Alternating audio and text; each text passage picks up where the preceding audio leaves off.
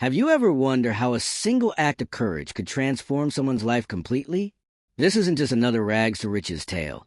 It's a story about how our society values different types of heroism, the invisible barriers that keep hardworking people in poverty, and what happens when those barriers finally crumble.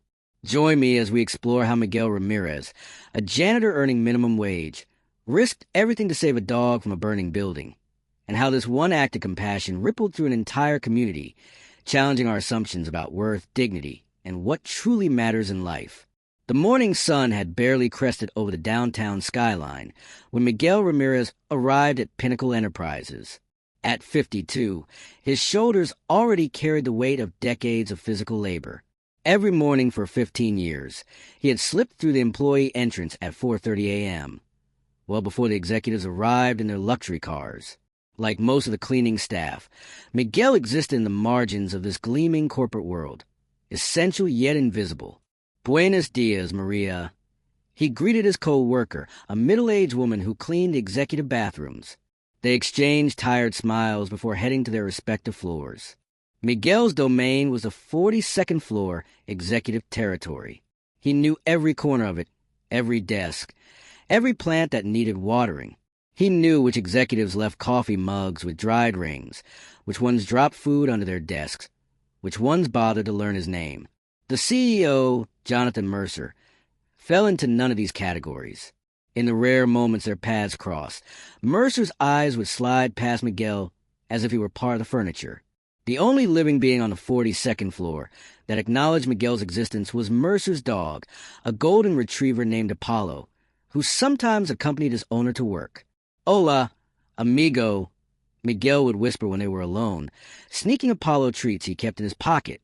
The dog would wag his tail furiously, pressing against Miguel's legs as the janitor went about his work.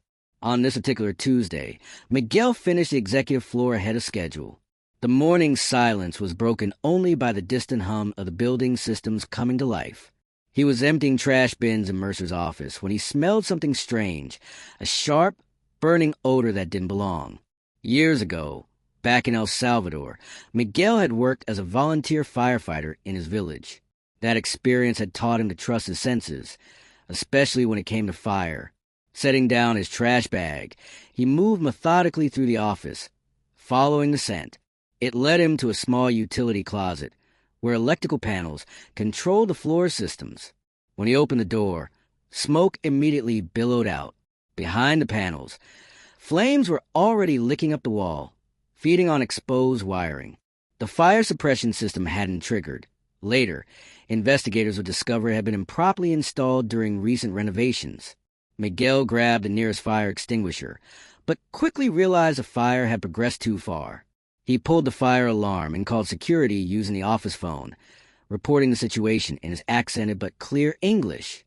As smoke began filling the floor, Miguel headed for the stairwell. That's when he heard it, a frightened whimper coming from beneath Mercer's desk. Apollo had been left behind that morning, curled up in his bed in the corner of the office. Now the dog was hiding, paralyzed with fear as smoke filled the room. The security guard's voice crackled over the phone. "Sir, firefighters are on their way. Please evacuate immediately." Miguel looked toward the stairwell door, then back at the trembling dog. The fire was spreading quickly, and the smoke was getting thicker. Every moment he stayed put his own life at risk. No one would blame him for saving himself. He had children waiting at home, a family that depended on his income. But in that moment, Miguel saw only a frightened creature in need. Pulling his work shirt over his mouth, he crawled toward the desk. "Ven aquí, Apollo," he called softly. The dog refused to move. Time was running out. The smoke was becoming unbearable, and Miguel could hear the flames crackling closer. With a swift movement, he grabbed Apollo, tucking the 70-pound dog awkwardly under his arm. The retriever struggled at first, then went limp with fear. The journey to the stairwell felt endless. Miguel's lungs burned and his eyes streamed with tears. Each step was an effort of will. By the time he reached the stairs, he was almost crawling, with Apollo's weight making his progress painfully slow.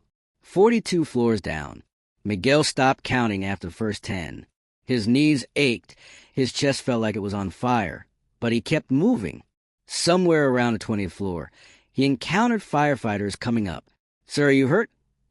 one asked, reaching for Apollo. Miguel shook his head, refusing to relinquish the dog. "I promise him," was all he managed to say between coughs. When Miguel finally emerged from the building, the morning light seemed unnaturally bright. The plaza was filled with evacuated employees and emergency vehicles. Paramedics immediately guided him to an ambulance, where they placed an oxygen mask over his face.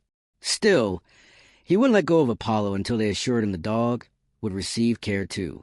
Later that day, as Miguel sat in the emergency room being treated for smoke inhalation, he had no idea that videos of his exit from the building, carrying the CEO's beloved pet, were already circulating online.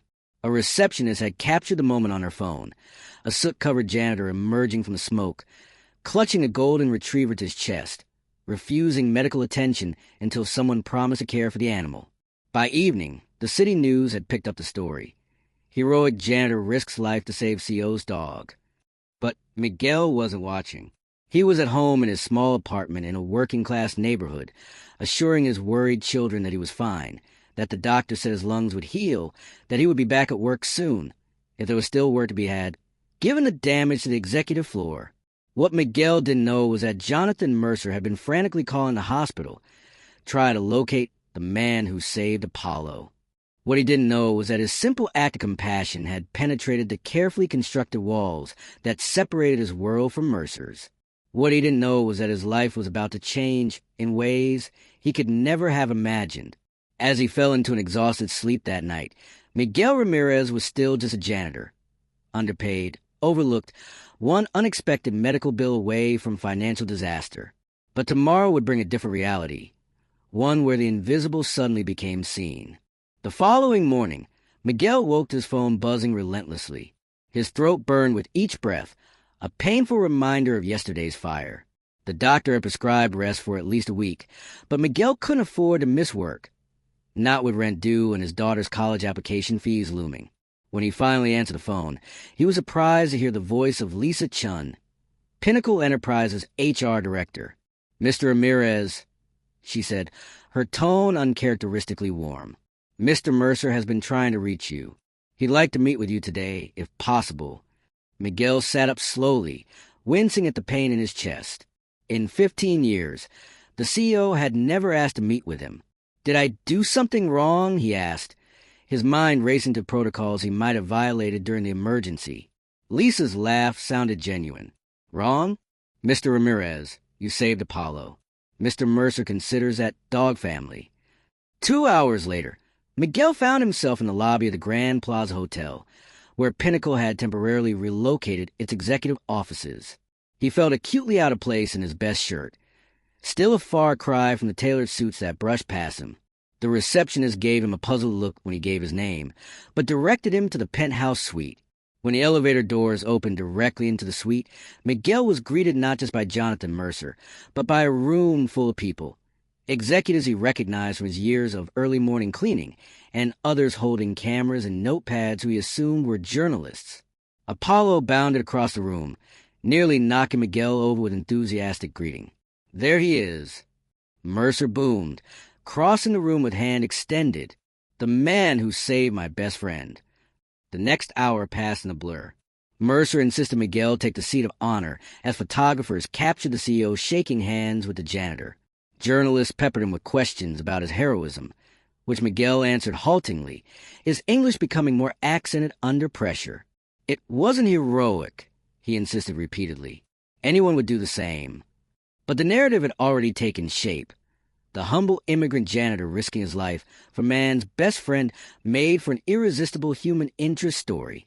What the cameras didn't capture were Miguel's thoughts, that if he lost his job, finding another would be nearly impossible at his age, that his daughter Carmen's dream of becoming a nurse might evaporate without his income, that his son Luis had already dropped out of community college to work full-time supporting the family. When the media finally departed, Mercer's public relations smile faded into something more genuine. "Mr. Ramirez, Miguel, I owe you more than I can express. Apollo is the last living connection to my late wife. When I heard about the fire, all I could think about was him trapped up there." For the first time, Miguel saw Mercer as a person rather than a symbol of power, a man who had experienced loss, who could feel fear. "I'm glad I could help, Mr. Mercer. Jonathan, please." Mercer gestured toward a private sitting area. "We should talk about how I can properly thank you." Miguel shook his head firmly. "No thanks necessary. I was just doing what's right." "Nonsense," Mercer insisted. "I understand your children." The conversation that followed was surreal. Miguel found himself sharing details of his life he kept carefully separate from his workplace. His journey from El Salvador 20 years ago, his wife's death from cancer when the children were small, his struggles to provide opportunities his children deserved. "Carmen, she's brilliant," Miguel said, pride momentarily overcoming his reticence. "Gets all A's. Applied to nursing school. But the cost." He trailed off, uncomfortable discussing financial struggles with a man whose watch probably cost more than his annual salary. When Miguel left the hotel that afternoon, he carried a check that would cover Carmen's entire nursing school education. He also had a promise of a full scholarship for Luis to return to college, and the news that his own position was being reconsidered with a substantial raise to come. On the bus ride home, Miguel felt a complex mixture of gratitude and discomfort.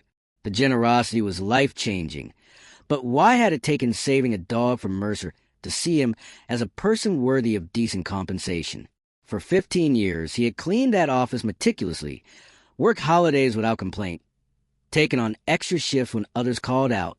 None of that had merited acknowledgement. That evening, as local news broadcasts showed the heartwarming footage of CEO and janitor shaking hands, the comment sections filled with praise for Mercer's generosity. Few questioned why a man who cleaned the offices of one of the city's most profitable companies had been struggling to put his children through school in the first place. Carmen watched the coverage with growing indignation. "Dad, you've always been a hero," she said, gripping his hand. "Not just yesterday. Every single day, working so hard for us." Miguel squeezed back, seeing in his daughter's eyes the same fierce intelligence that had characterized her mother. "This is an opportunity, Mija. Don't worry about how it came." But something had shifted in Miguel's understanding of the world he had navigated so carefully for decades. The invisible line separating service workers from the executives whose spaces they maintained had momentarily blurred.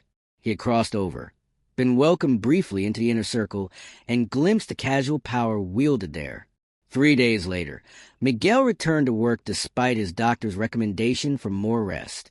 The 42nd floor remained closed for repairs, so he was temporarily reassigned to the lobby. For the first time in his career at Pinnacle, employees greeted him by name as they passed through security. Some even stopped to chat, asking about his health, congratulated him on his bravery.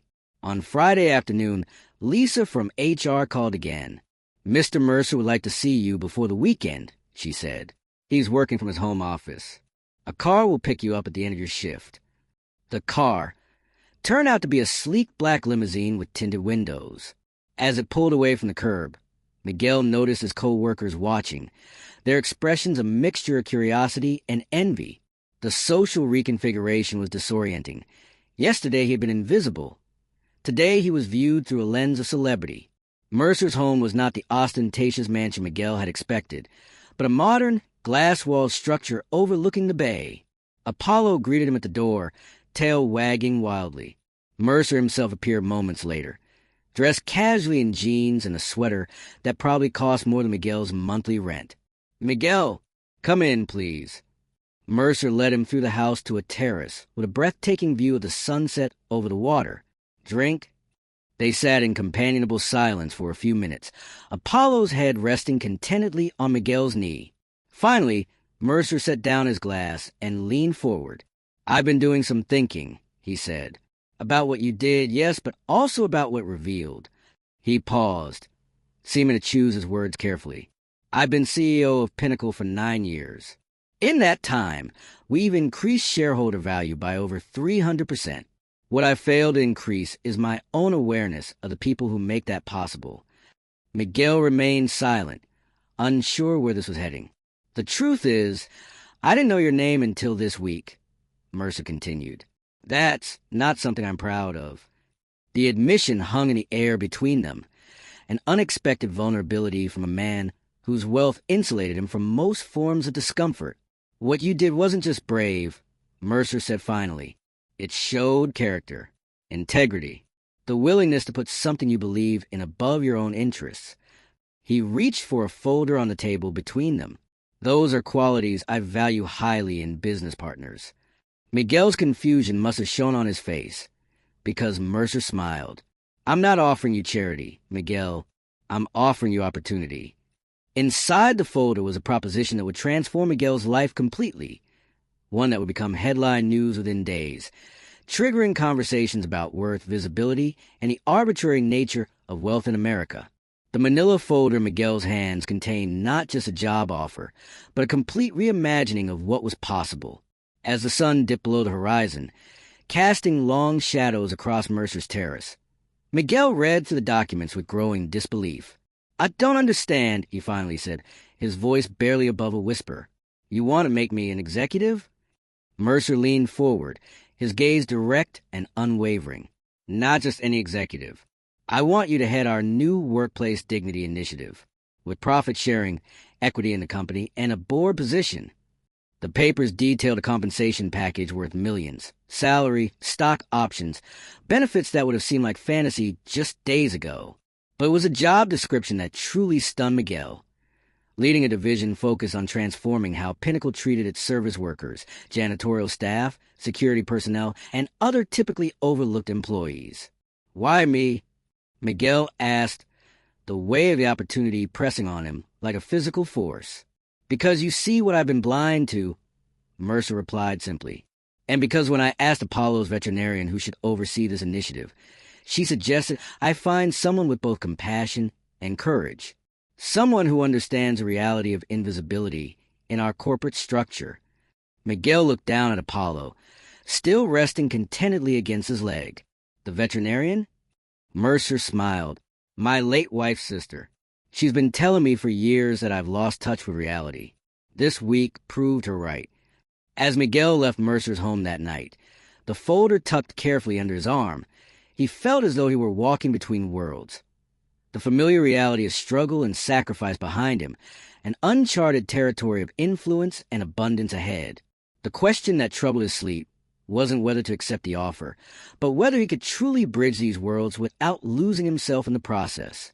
Monday morning found Miguel not in his janitor's uniform, but in a new suit, standing nervously before a gathering of Pinnacle's executives.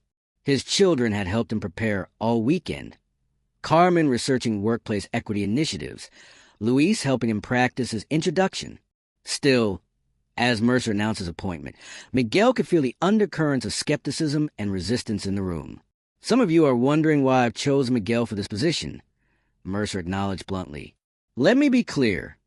This isn't about publicity or gratitude for saving Apollo, though I remain profoundly grateful. This is about business excellence. For too long, we've overlooked the expertise and potential of our service employees. That ends today." In the weeks that followed, Miguel's story exploded beyond Pinnacle's walls. Business magazines ran profiles with headlines like "From Mop to Millionaire," "The Janitor Transforming Corporate America," and "Cleaning Up Corporate Culture, Ramirez's Revolution." Social media buzzed with reactions spanning from inspiration to cynicism. What these stories often missed was the profound discomfort Miguel navigated daily. Each morning he passed former colleagues who now reported indirectly to him. Each evening he returned to his neighborhood, where neighbors alternately celebrated his rise and questioned his new allegiance. The borderlands between his past and present were fraught with complexity no headline could capture. "It feels like I'm betraying something," he confessed to Carmen one night, after declining an invitation to move to a wealthier neighborhood. "Like I'm being rewarded for leaving everyone else behind." Carmen, wise beyond her 20 years, took his hand. "Then don't leave them behind. Bring them with you." That conversation sparked what would eventually become Miguel's true legacy at Pinnacle. Under his guidance, the Workplace Dignity Initiative expanded beyond improved wages and benefits to create pathways for advancement previously unimaginable. Janitors with management potential received training and mentorship. Maintenance workers with technical aptitude were sponsored through certification programs. The invisible became visible not through charitable gestures, but through systematic recognition of worth. 6 months after the fire, Miguel stood before Pinnacle's board presenting the initiative's preliminary results. The statistics were compelling. Decreased turnover among service staff, improved operational efficiency, positive press coverage translating to consumer goodwill. But it was the personal stories Miguel shared that silenced the boardroom. Stories of employees whose talents had been overlooked for decades, whose contributions were now transforming the company from within. Ramon from maintenance solved the HVAC efficiency problem that our engineers couldn't crack for 3 years, Miguel reported. Maria from food services redesigned our cafeteria supply chain, cutting costs by 20%. These innovations were always possible. We just weren't listening. By the 1-year anniversary of Apollo's rescue, the Pinnacle model was being studied by business schools and adopted by companies nationwide. Miguel found himself speaking at conferences, consulting with CEOs, advocating for structural changes that recognize the dignity and potential of workers at all levels.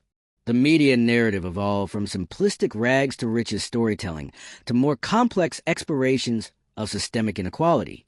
Journalists who initially focused on a heartwarming dog rescue now asked deeper questions. Why had some of Miguel's capabilities been relegated to janitorial work for 15 years? What other talents remained undiscovered in America's workforce due to opportunity barriers? How many innovations, efficiencies, and insights were companies losing by maintaining rigid hierarchies? For Miguel personally, the transformation extended beyond wealth to a profound recalibration of possibility. Luis returned to college, studying business and social entrepreneurship. Carmen excelled in nursing school while developing a program connecting healthcare professionals with immigrant communities. Together, the Ramirez family established a foundation providing educational and entrepreneurial support to service workers and their children. On the evening exactly 1 year after the fire, Miguel sat again on Mercer's terrace, Apollo now comfortably sprawled across his feet. The CEO raised his glass in a toast. To unexpected partnerships, Mercer said, and to seeing what was always there. Miguel nodded, thinking of all the invisible workers whose potential remained untapped, whose dignity remained unacknowledged.